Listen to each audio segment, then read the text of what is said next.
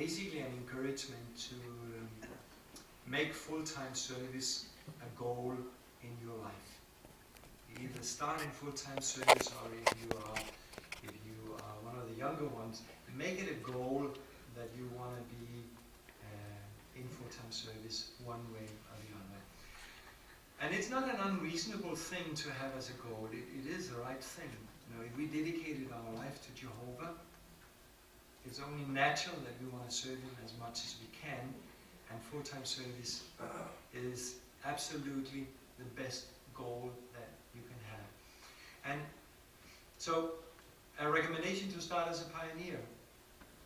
Or maybe if there are other things you would rather do, then Bethel is also an option, or international construction work. I started pioneering, and it really has served as a basis for everything I've done later in life. After a couple of years of pioneering, I came into Bethel. I must admit, I didn't really like Bethel. It took me at least a year to like Bethel. But I learned to love it. And I love Bethel. You know, I'm not going to leave unless they carry me out or me somewhere else. But some of this here, having this as a goal in life, for you young ones, think about that. This is really what you need to be aiming at and say, I want to do that. Or maybe it is, maybe you say, I would like to attend this school. It used to be for young brothers or for couples. Now we call it the School for Kingdom Evangelizers. And it can be single sisters, single brothers, or couples, and all the way up to 65, I think, is the age limit on the school. But make it a goal. Say, I would like to attend that school. Once you have attended the school, and if you are appointed as a special pioneer, or in special service somewhere, then you could also be invited to Gilead. It's also a goal. Even as a kid, you know, I could make that a goal and say, I would really like to do that. And again, it's a fantastic thing to do. You know, in Gilead you come in, it's 5 months of intensive training these days at Patterson, and after that you send out somewhere. Most of them, they're actually sent back where they came from. And others are sent out to new places. And most of them, they are in places where they have as many Bible studies as they can handle. It is a fantastic life. Or maybe you say, no, I'm really good with my hands. Well, construction work, or international construction work. Many of my friends, they did just that. They went out, and this is also special sacred service. They were serving in Greece, serving in Haiti, they were serving in Zambia, they were serving in South Africa, or in Spain, or in Germany. And in each place, you know, they were like half a year or a couple of years, they were learning a language, and they were also bringing people into the truth all along while they were building Bethel or Kingdom Halls. But it's also fun, and it is a great privilege to do something like that. Or maybe you say circuit work. I would really like circuit work if you're a young couple. And how do I qualify for that? Well, you can make it a goal. You can talk to the circuit overseer. I would really like to do that. How do I qualify? So for you young ones, make these goals in your head and say, this is what I want to do now or when I grow up. Of course, growing up here in the Western world, there are so many other things you could choose to do instead of. Being in the Western world, you could also say, nah, I think I'm going to have myself an education, and then after that I'll start making money, I'll start a company, I'll make some good money, and then I can have a nice apartment, great car, expensive vacations, nice clothing, all of this here. It is so easy to fall into this and say, these are my goals. But it's really wrong. The question is, can you say no to all of that and instead make it a goal to serve Jehovah in full-time service? Because if I do that, you know, I would also think, well, you know, am I not missing out?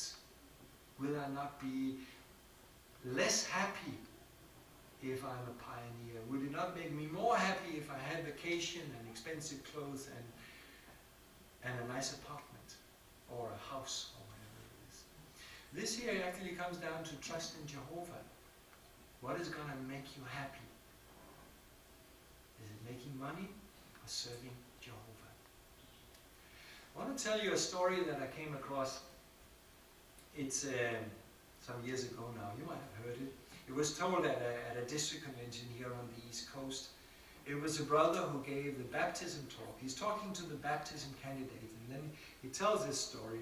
And I don't think it's a true story, but it's a good story. So he says, imagine a city in Midwest somewhere, and in the city there is a grocery owner, and the grocery owner had made an agreement with all his customers that as if they come and pay the bill by the end of the month, they can bring along one of their kids, and the kid can take as much candy as he can hold in his hands and take it home for free. I think of it as a great idea, because he knew that the kids would remind the parents to go and pay the bill. And in the city here there is a widow. She has a son. You can call him Johnny. So Johnny is reminding the mother it's the end of the month, and needs to go and pay the bill. So they're down by the grocery owner. The mother pays the bill, and the grocery owner looks at Johnny and says, okay, Johnny, now it's your turn. And Johnny looks at him and then he says, no, thank you. Yeah, Johnny, it's okay. Your mother paid. Now it's your turn. And he said, no, thank you. And the mother looks at him, knowing that he's been talking all day about this. Says, of course, Johnny, you can take candy now. It's okay. And Johnny looks at his mother and he says, no, mother, no, thank you. And the grocery owner looks at this here, and there are other customers in line, and so he's impatient. He takes candy, puts it in the bag, gives it to the mother, and says, now, you work it out with Johnny as you go home. So they leave the shop, go outside, sit down somewhere on their way home. And now, the mother hands over the candy, and Johnny takes it. He looks into the bag, and he's all excited. And the mother looks at Johnny and says, Johnny, what was going on? Why did you not want to take candy? And Johnny looks at her and says, that's because the grocery owner had much bigger hands.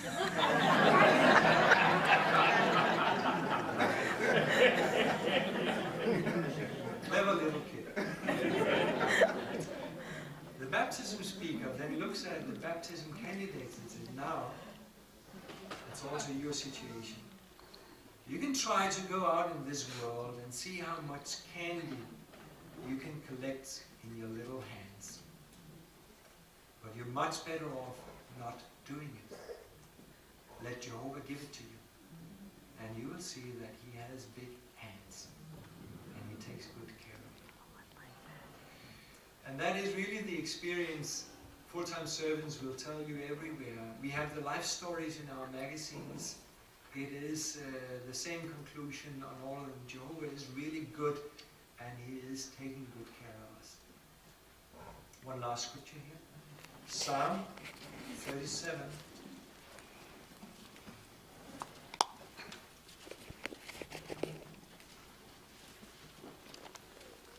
One of my favorite scriptures. 37. Verse 4. Find exquisite delight in Jehovah, and he will grant you the desires of your heart. Think of that. Find exquisite delight in Jehovah, and he will grant you the desires of your heart. If we make Jehovah our center point, the most important thing in our life, find exquisite delight in Jehovah. And then it says that he will grant you the desires of your heart. I mean, what is it that is going to make you happy? You young ones, I doubt very much that you know what is going to make you happy. You know, what is really the desire of your heart? You might think you know, but you don't. But Jehovah knows. And if you serve him, it actually says that he wants to give you the desires of your heart. So an encouragement to go into full-time service. One way or the other, or one thing or the other. But make that a goal in your life.